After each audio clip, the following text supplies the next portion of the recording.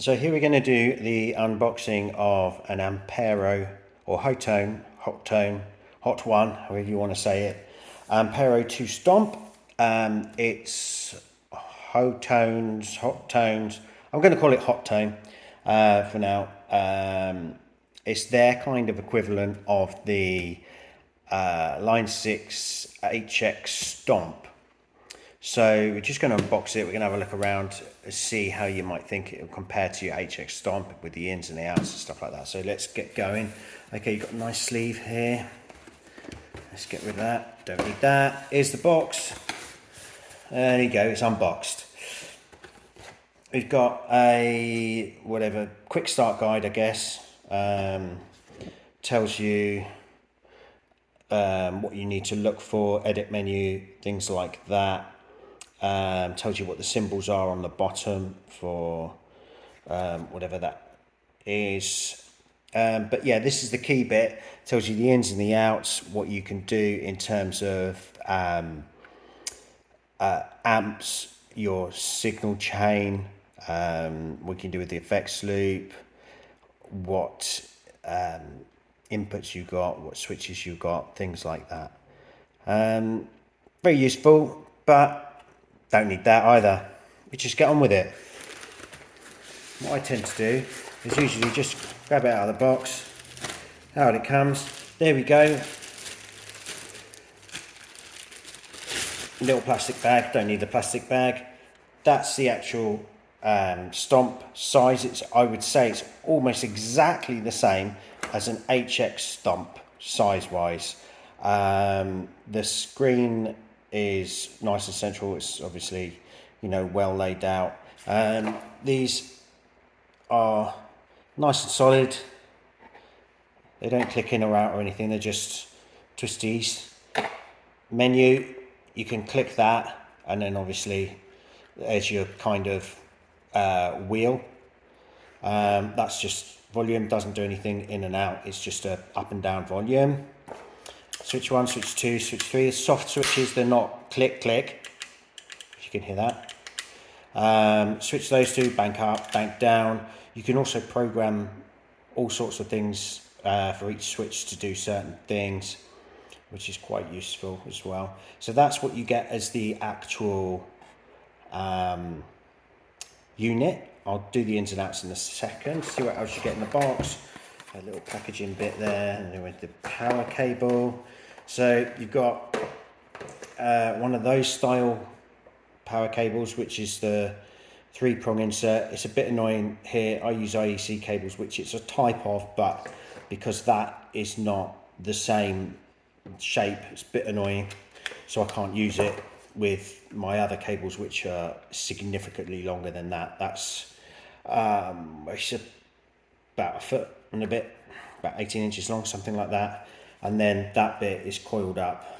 I'm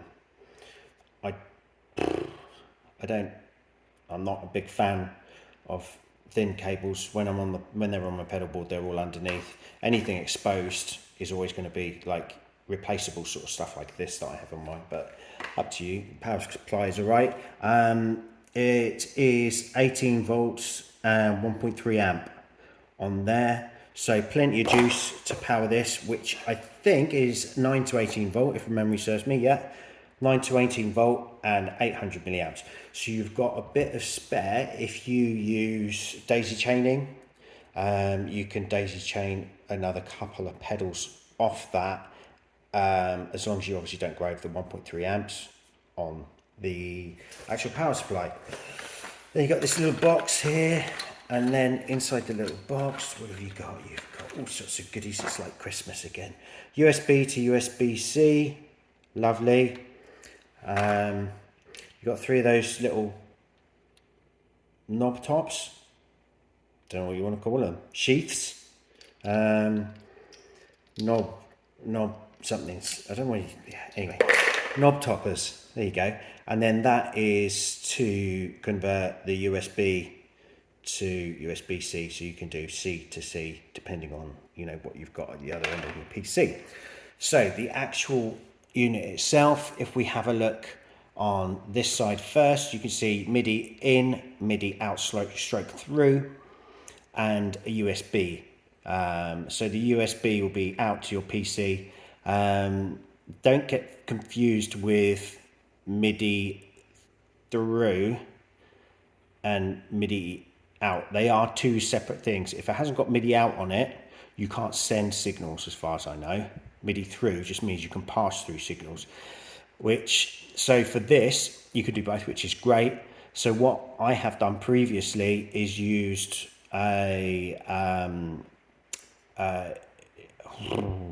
it's made by Qwave or M-Wave or something like that. It's a chocolate pedal. It's 4-foot switches and goes from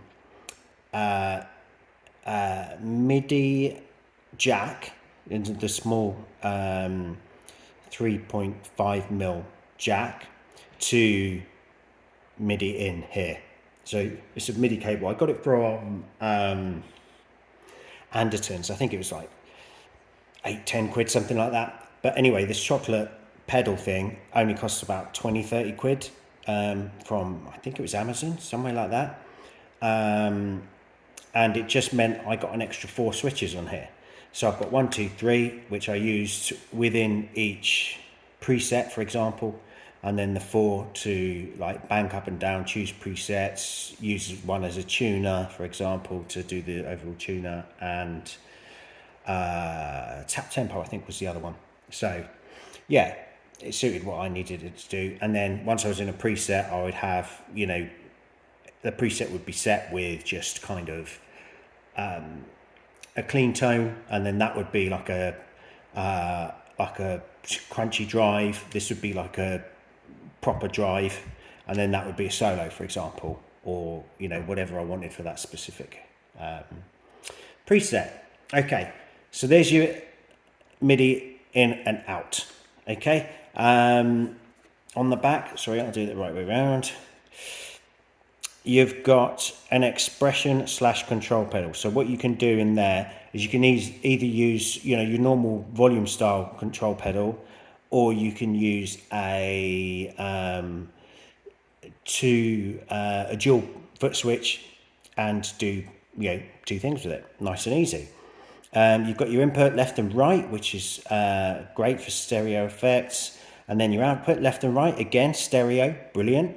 On-off switch. Feels nice and sturdy.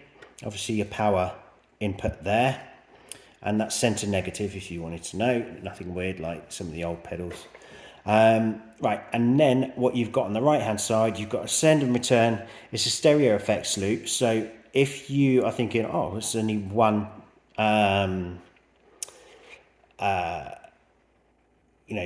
output, but it's stereo, you'd have to use a TRS cable or a TRS splitter. And so 1 going into 2, and then the 2 left and rights go into your stereo effects, and then coming out of your stereo effects you'd have the opposite. So 2 outs going into 1 in. It's TRS splitter. That's what you want. Aux in. So if you want to play, music or whatever from, I'm old school, phone or iPod. Yeah, there you go. And then outputs on the phones there. Small 3.5mm inputs there. Nice and straightforward sort of stuff. There's nothing on the front there. On the back tells you a bit about the actual thing and the polarity of the actual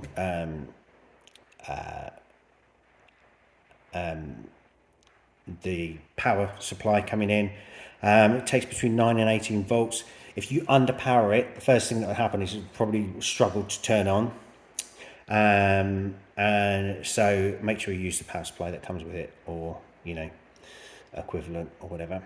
And that's about it. As far as sounds go, I would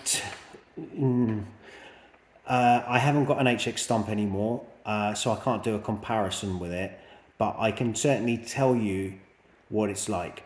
The sounds of the effects are probably better on the HX Stomp, and they are like obviously Helix quality on the HX Stomp,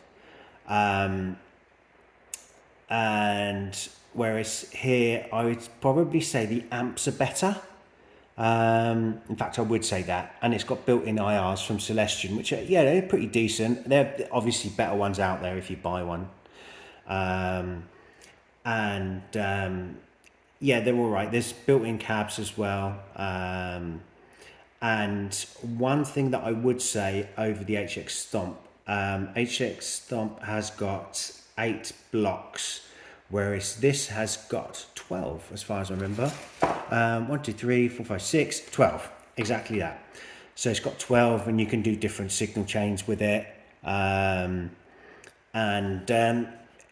it's pretty decent. You can program things so that certain functions are on the fly. So if you've got, let's say for example, you're in a gig, right? And you've got it on full volume, so you've got nowhere to go on your volume.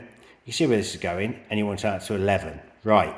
So you can program this switch here to say the output of the IR or cabinet, or you can program it to be anything you want. But what I did was I programmed it to be the volume of the cabinet or IR that I was using. So if I'm at full whack here and I'm like getting drowned out by the other guitarists or whatever in the band because they've turned up their amp in the middle of the gig, which has been known, right? Get this one, wallop, couple of switches up, bang, you've got a louder rig instantly, no messing about. And it means you can do things on the fly without having to go, oh, you know, I'll just press this and then that to get to a menu, and then that, and then scroll across here, and then, and it's a lot of hassle. The other thing I would tell you is it's touch screen, so you can touch the screen, and things will happen. There you go. So, yeah, that's about it. As far as ease of use, editing on the PC is a lot easier than editing on the screen, just because you can drag, drop, move things around really, really quickly with your mouse, rather than your finger. You hold things and you say move please, and then you move it across and stuff. It's not cumbersome, but if you're in the middle of a gig and you're trying to do something, that's probably number one, not the best time to do it, and number two, you see number one basically. So yeah, it's not cumbersome, but yeah, it's all right. It's perfectly fine.